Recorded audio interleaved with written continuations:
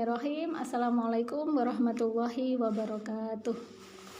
Alhamdulillahirabbil alamin. Asyhadu an la ilaha illallah wahdahu la syarikalah wa asyhadu anna Muhammadan abduhu wa rasuluh. Allahumma shalli wa sallim wa barik ala nabiyyina Muhammad wa ala alihi wa ashabihi wa man da'a ilallahi bida'watil Islam wa man tamassaka bi sunnati ala rasulihi wa man tabi'ahu bi ihsani ila yaumiddin. Allahumma inni a'udzubika an adilla aw dalla aw azilla aw zalla aw adlima aw lama aw ajala aw yuj'ala alayya. Rabbi zidni ilma warzuqni fahma. Amin. Segala puji bagi Allah Subhanahu wa taala. Bagaimana kabar teman-teman semuanya hari ini? Hari Jumat yang penuh berkah ya. Jadi hari Jumat salah satu Sayyidul Ayyam atau hari yang memiliki banyak keutamaan kayak gitu ya, yang dimuliakan. Bahkan dikatakan hari rayanya umat Islam tiap pekan itu adalah hari Jumat, seperti itu. Kalau hari raya Idul Fitri itu tahunan kayak gitu ya, kalau mingguan itu adalah di hari Jumat, seperti itu ya. Nah, alhamdulillah ya bagi teman-teman semuanya yang sampai hari ini istiqomah di grup kajian online yang kemarin kita buat sejak Ramadan kemarin ya, dan hari ini masih tetap istiqomah. Semoga oleh Allah tetap diistiqomahkan kayak gitu ya. Dan buat teman-teman semua yang baru gabung, selamat bergabung. Semoga juga istiqomah dalam grup kajian online ini kayak gitu ya, sampai nanti ya, kita nggak tahu kapan sampai nanti ya kayak gitu. Karena memang ini sengaja saya buat sebagai sarana buat kita kayak gitu ya, untuk terus mengkaji ilmunya Allah kayak gitu ya. Saya ingin berbagi apa yang saya ketahui seperti itu dari agama ini, seperti itu kepada teman-teman semuanya kayak gitu, sehingga kita sama-sama tahu kayak gitu ya. Dan saya memohon kepada Allah seperti itu, semoga forum seperti ini bisa menjadi jalan bagi kita untuk menjadi hamba Allah yang beriman bertakwa bersama-sama, seperti itu ya, dengan ilmu yang kita dapatkan kayak gitu. Sahabat terlebih dahulu teman-teman semuanya yang baru gabung ya, mulai dari Mbak Heni, Dek Nevi, terus kemudian Mbak Hidayah, terus kemudian Dek Alim kayak gitu ya, dan sama Mbak Linda kayak gitu ya, dan kemudian yang teman-teman lama ya, mulai dari Mbak Iwin kayak gitu, tangga dekat ini Dek Wirna ya, Dek Neris, kemudian Dek Nerika ya, Lia ya, semuanya, Dek Ratna, Mbak Rona ya, semoga semuanya kita oleh Allah dirahmati kayak gitu ya, sehingga ketika seseorang itu dikasihi oleh Allah seperti itu, maka Allah itu akan selalu menuntun dia kayak gitu ya. Ketika kita salah diingatkan kayak gitu, kalau kita benar diistiqomahkan seperti itu. Dan semoga kita termasuk dari orang-orang yang dirahmati oleh Allah seperti itu. Amin amin ya rabbal alamin kayak gitu ya. Baik teman-teman ya, saya kasih nama kajian ini kajian online pasca Ramadan seperti itu ya. Kenapa? Karena memang Ramadan itu adalah momen bagi setiap mukmin kayak gitu ya, orang-orang beriman kayak gitu, momen yang diberikan oleh Allah untuk membentuk kita menjadi pribadi yang bertakwa seperti itu. Saya kasih pasca Ramadan supaya kita selalu ingat kayak gitu ya, dengan amalan-amalan kita ya, ikhtiar kita untuk mentaati Allah di bulan Ramadan ini, kayak di Ramadan kemarin seperti itu, biar berkelanjutan kayak gitu ya, hingga pasca Ramadan tuh ya, sampai nanti sampai ketemu bulan Sa'ban, terus kemudian kita memasuki lagi bulan Ramadan seperti itu, sehingga kita istiqomah kayak gitu ya, dalam mempertahankan apa-apa yang kebaikan kayak gitu ya, ataupun mempertahankan kebiasaan kita meninggalkan hal-hal yang tidak benar di bulan Ramadan kemarin, berlanjut terus seperti itu ya. Demikian pula dengan menuntut ilmunya kayak gitu. Kemarin bulan Ramadan kita menuntut ilmu, sekarang pasca Ramadan kita terus menuntut ilmu seperti itu. Makanya kemudian saya kasih kajian online pasca Ramadan seperti itu. Nah, adapun yang kita akan bahas di kajian ini kayak gitu ya, itu adalah mengenai 64 dosa yang dianggap biasa kayak gitu. Kenapa kok kemudian bahasanya terkait dengan dosa kayak gitu ya? Karena dosa itu adalah sesuatu hal yang harus kita tinggalkan, tidak hanya selama di bulan Ramadan tapi pasca kayak gitu. Pasca Ramadan pun juga harus kita berusaha untuk meninggalkan perbuatan-perbuatan yang bisa menghantarkan kita pada ismun atau dosa seperti itu ya. Jadi Allah itu kan ada perintah, ada larangan. Salah satu definisi dari bertakwa itu adalah orang yang dia melaksanakan perintah Allah dan meninggalkan larangannya Allah. Dan kali ini kita akan membahas adalah terkait dengan apa aja yang dilarang oleh Allah seperti itu ya. Terus kemudian jadi dosa itu sendiri dosa itu bukan nama perbuatan ya sebenarnya. Jadi dosa itu adalah dosa itu adalah jasa kayak gitu ya, balasan seperti itu. Balasan dari suatu perbuatan yang itu tidak sesuai dengan apa yang diperintahkan oleh Allah kayak gitu ya. Jadi dari pelanggaran-pelanggaran, dari larangannya atau pelaksanaan perintah tapi tidak sesuai dengan apa yang dikehendaki oleh Allah seperti itu, atau dari interaksi kita dengan sama manusia kayak gitu ya, yang di situ tidak sesuai dengan aturan syariah seperti itu, maka kemudian jasanya, balasan dari perbuatan itu adalah dosa seperti itu. Sama kalau kita melakukan kebaikan kayak gitu ya. Kalau kita melakukan kebaikan kayak gitu ya, maka jasanya, balasannya itu apa kayak gitu, ajrun berupa pahala kayak gitu. Tadi kalau perbuatan buruk kayak gitu, jasanya, balasannya itu berupa ismun, dosa seperti itu. Sedangkan kalau kita melakukan kebaikan kayak gitu, jasanya atau balasannya itu adalah ajrun, pahala kayak gitu ya, dapat balasan pahala. Kemarin kita sudah bahas ya sedikit terkait dengan pahala seperti itu. Nah, kita hari ini kita akan membahas terkait dengan perbuatan-perbuatan sayyi'ah kayak itu, atau perbuatan jahat, perbuatan buruk yang bisa menghantarkan kepada dosa kayak gitu. Nah, adapun kok 64 kayak gitu, dari mana kata huruf 6 angka ya, angka 64 kayak gitu ya. Angka 64 itu jadi gini ceritanya teman-teman ya. Saya ada buku karangan Syekh Muhammad Sholeh Al-Munajjid. Jadi 64 dosa itu saya temukan di dalam karangan beliau ini, dalam buku beliau ini. Nah, 64 inilah yang akan kemudian kita bahas setiap hari Jumat hingga kemudian habis semuanya ya. Jadi saya tidak menambah, tidak mengurangi juga. Jadi semuanya sudah tercantum dalam buku karangan Syekh Muhammad Sholeh Al-Munajjid seperti itu. Nah, kalau teman-teman ternyata di rumah memiliki bukunya, berarti bisa juga dibuka kayak gitu ya. Kalau nggak memiliki ya cukup nanti saya menyampaikan seperti itu ya, menyimak dari apa yang saya sampaikan seperti itu ya, insya Allah ya kurang lebih nanti apa yang ada dalam buku ini saya sampaikan. Saya mungkin bisa perluas seperti itu ya, biar kemudian lebih dalam, atau kemudian cukup dari sini kayak gitu, dari kitab ini seperti itu.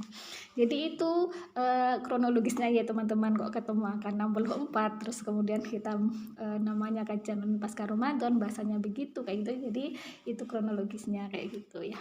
Semoga penjelasan singkat ini yang memberikan gambaran kepada kita sehingga kita bisa meninggalkan hal-hal yang dilarang oleh Allah ini yang bisa menghantarkan kepada ismun atau dosa seperti itu ya.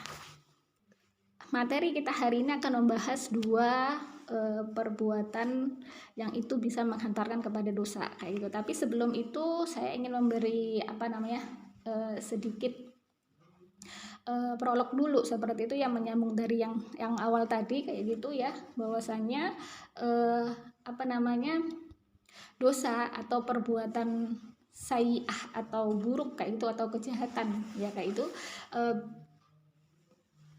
itu bisa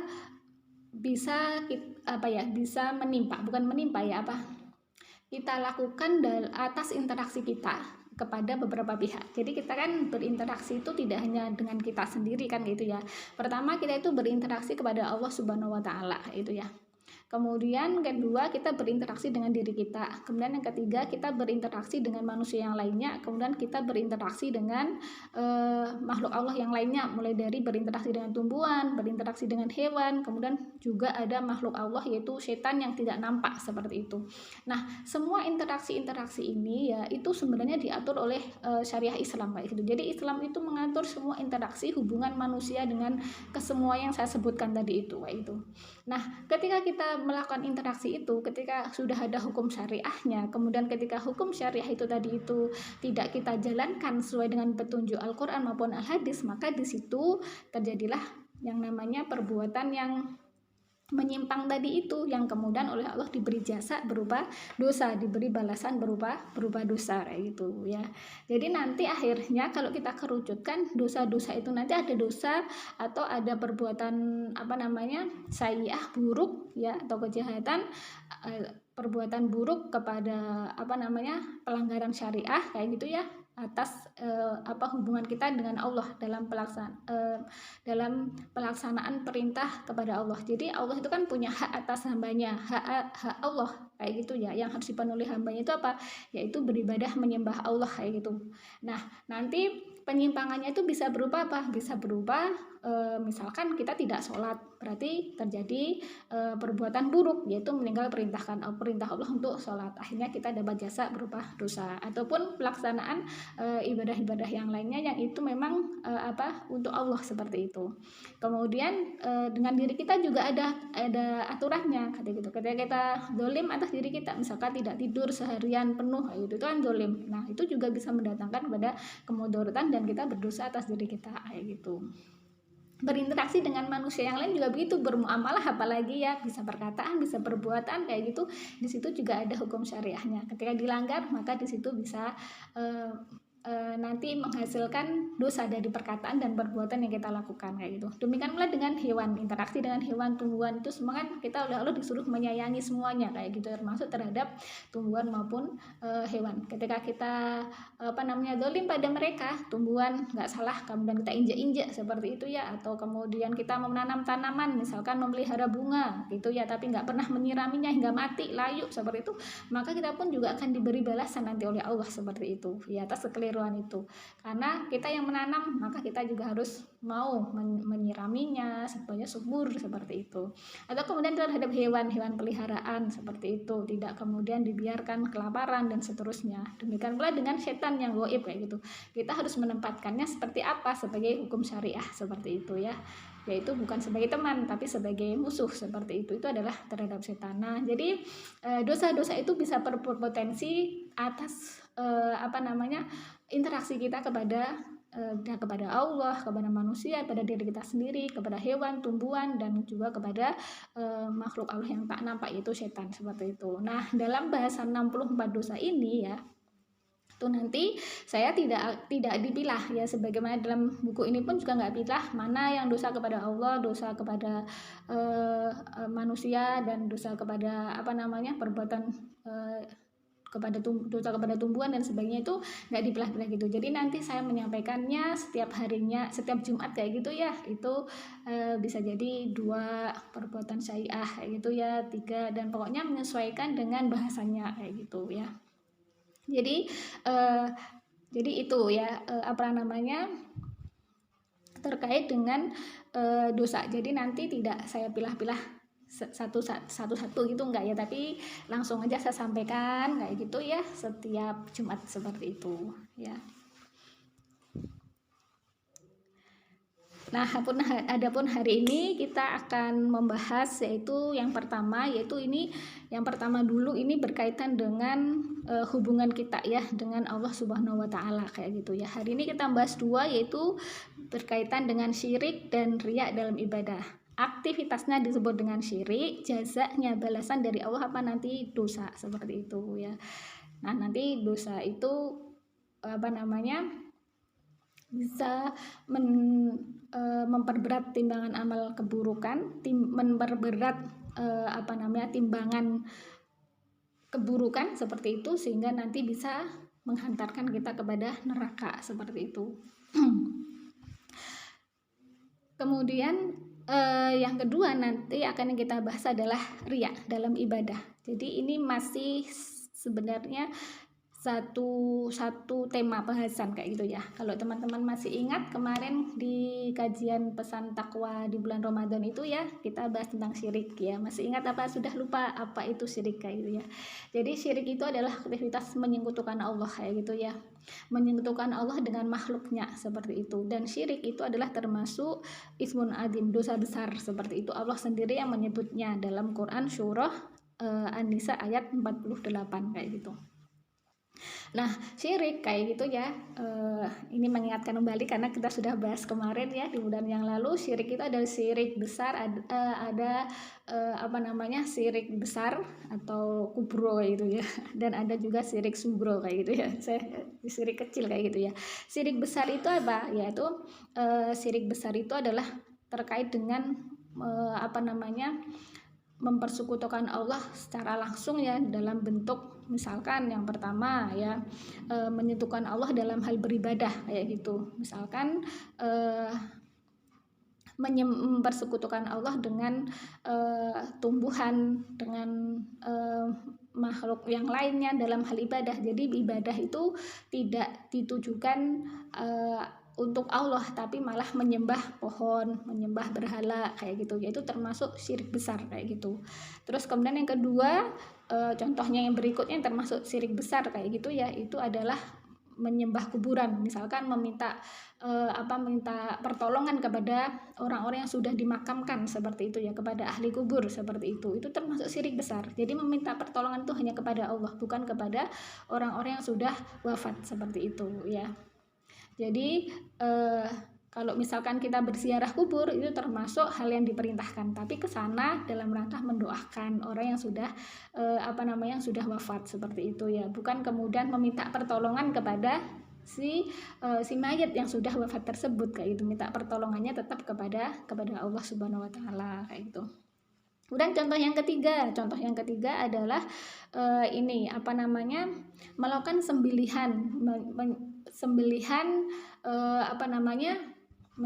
penyembelihan dalam rangka untuk ditujukan kepada misalkan si penunggu sungai ya gitu, atau kemudian membuat sesajen untuk si penunggu pohon besar seperti itu, atau kemudian menyembelih ayam kemudian ditaruh dilarungkan ke laut misalkan seperti itu, untuk tanaman, untuk makanannya si penunggu laut dan sebagainya. Maka seperti itu adalah termasuk syirik besar kayak gitu ya.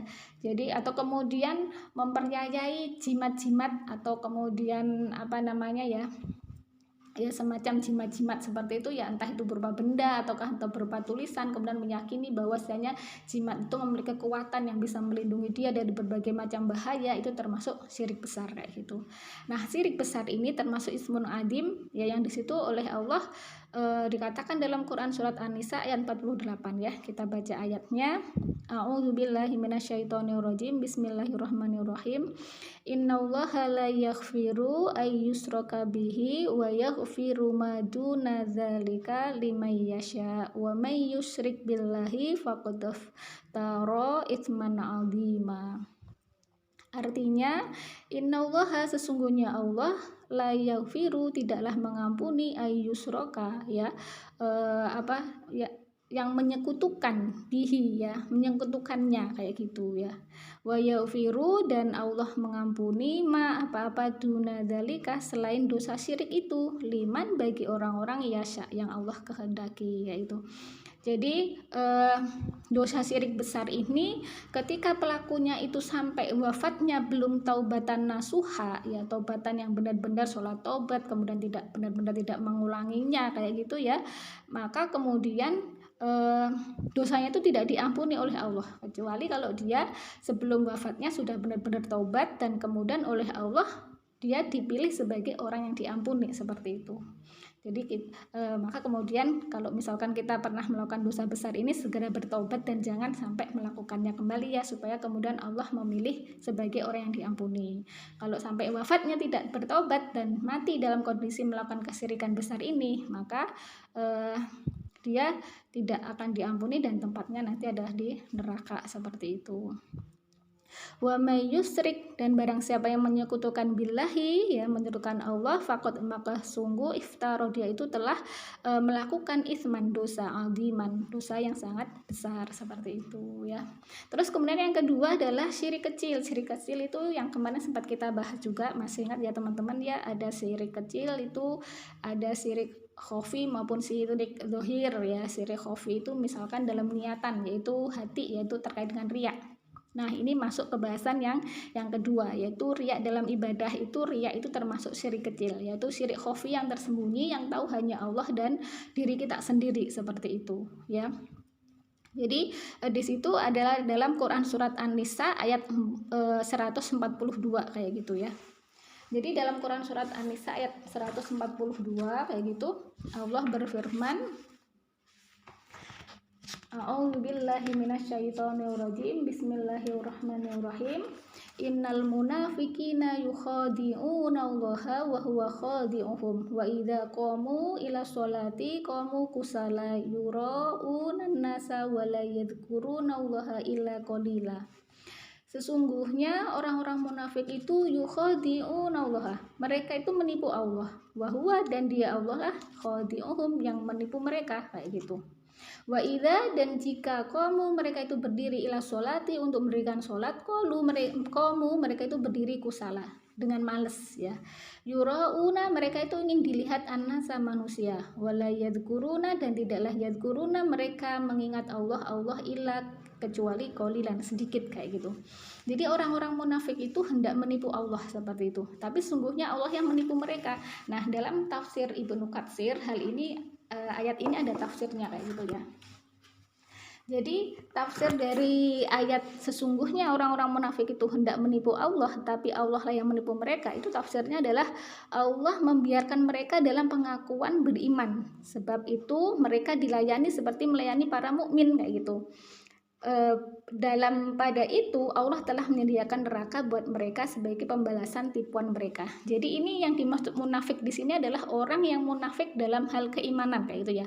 Mereka berpura-pura mengatakan beriman kepada Allah, beragama Islam seperti itu, tapi dalam hati mereka itu sebenarnya tidak beriman kepada Allah, kayak gitu ya. Jadi mereka menipu Allah, tapi Allah lah menipu mereka. Allah menipu mereka dengan membiarkan mereka seperti itu ya. Tapi sebenarnya Allah telah menyediakan bagi mereka itu adalah neraka jahanam atas tipuan keimanan mereka, kayak gitu.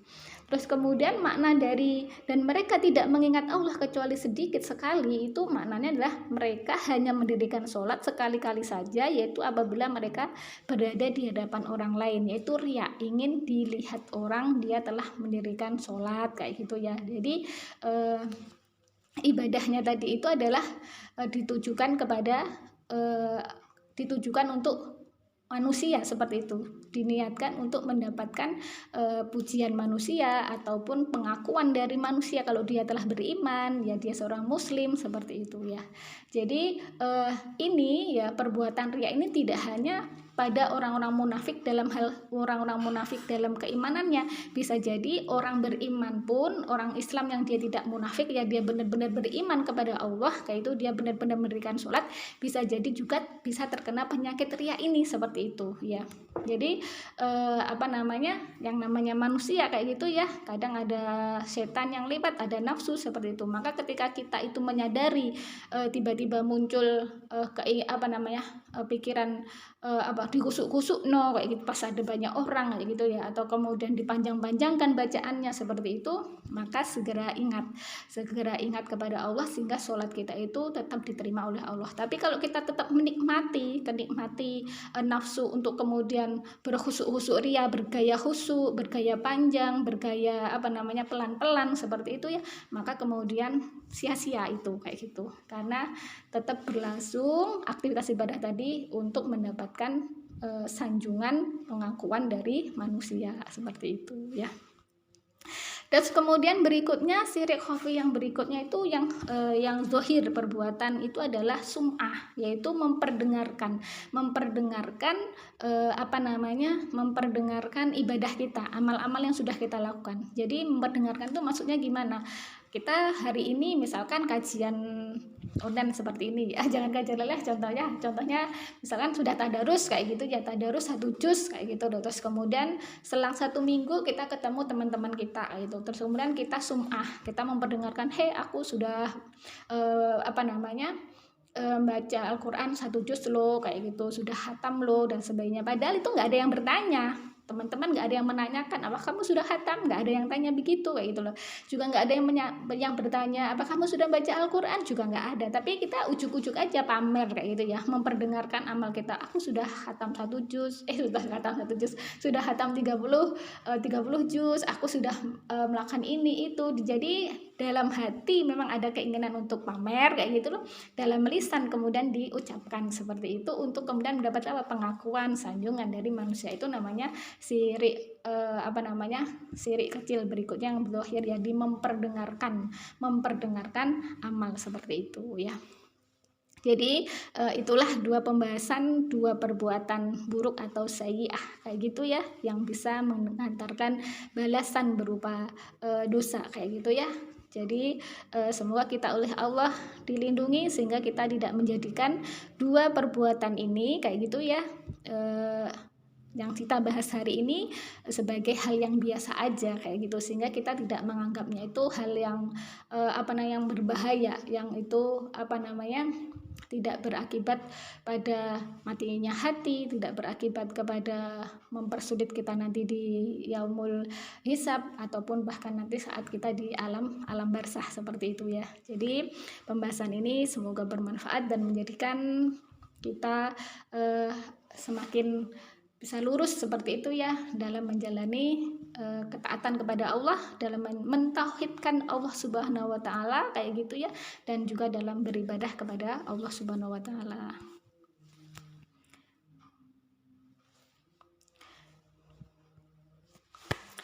Dan alhamdulillah teman-teman, waktunya tinggal 1 menit, berarti sudah cukup ya materi hari ini ya, pembahasan terkait dengan syirik dan juga riya dalam ibadah. Jadi riya juga termasuk dari syirik itu sendiri kayak gitu ya, disebut dengan syirik kecil kayak gitu. Semoga bahasan hari ini bermanfaat kayak gitu ya untuk kita semuanya kayak gitu, dan Allah memudahkan kita untuk menjauhi ya aktivitas kesirikan kayak gitu ya, ataupun juga riya dalam aktivitas ibadah kita. Amin amin ya rabbal alamin. Dan akhirnya saya harus mengakhiri forum kajian hari ini ya. Mari kita tutup dengan baca istighfar 3 kali dan doa kafaratul majelis. Astagfirullahaladzim, astagfirullahaladzim, astagfirullahaladzim. Subhanakallahumma wa bihamdika asyhadu an la ilaha illa anta astaghfiruka wa atubu ilaik. Al-haqqu min rabbika fala takunanna minal mumtarin. Sungguhnya kebenaran itu datangnya dari Allah semata, dan kalau ada salahnya itu semata-mata kelemahan saya pribadi, mohon dimaafkan ya. Dan saya akhiri, wassalamualaikum warahmatullahi wabarakatuh.